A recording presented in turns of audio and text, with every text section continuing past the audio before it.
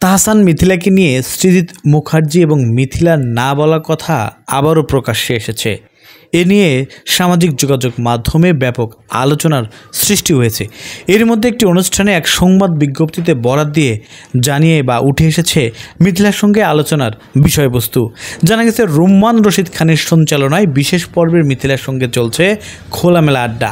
তাকে ঘিরে চলার সমালোচনা তিনি কিভাবে সামলান? ওপার বাংলায় আলোচিত নির্মাতা সৃজিত মুখার্জির সঙ্গে সংসার জীবন কেমন চলছে সে বিষয়ে চলছে আলোচনা। এদিন মিথিলা তার প্রাক্তন স্বামী ও কন্যা আয়রানের বাবা তাহসান খানের সঙ্গে সম্পর্ক কেমন তা নিয়েও অস্থির অবস্থায় স্পষ্ট করেছে এই অভিনেত্রী। কথা প্রসঙ্গে তাহসানের দাম্পত্য জীবন নিয়েও নাকি কথা বলেছেন মিথিলা। অভিনেত্রীর কথায়, রোজা আহমেদকে বিয়ের পর যেমন আমি তাহসানকে অভিনন্দন জানিয়েছি, সৃজিত মুখার্জিকে বিয়ের পর তাহসান ও আমাকে অভিনন্দন জানিয়েছেন।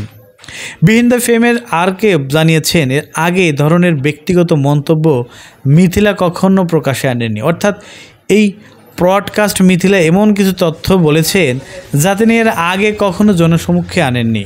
বিশেষ করে প্রাক্তন স্বামী তাহসান ও বর্তমান স্বামী সৃজিত মুখার্জিকে নিয়ে তার সম্পর্কে যে দিকগুলো এতদিন অনুরাগী ও সাধারণ মানুষের কাছে অজানা ছিল, এই পর্বের সেই না বলা কথাগুলো উঠে এসেছে। তো তাহসান মিথিলা এ দুজনই তো আলোচনার বস্তু। এরই মধ্যে তাহসান অবসর নিতে চাচ্ছে তার গানের জগৎ থেকে এবং না বলা কথাগুলো মিথিলাও বারবার বলার চেষ্টা করছে। তাহলে কি মিথিলা তাহসানকে ছাড়তে পেরেছে? তাহসানই বা মিথিলাকে কি ভুলতে পেরেছে? কি মনে হয় আপনার? দর্শক, আপনার গুরুত্বপূর্ণ মন্তব্য জানিয়ে কমেন্ট করতে পারেন আমাদের কমেন্ট বক্সে।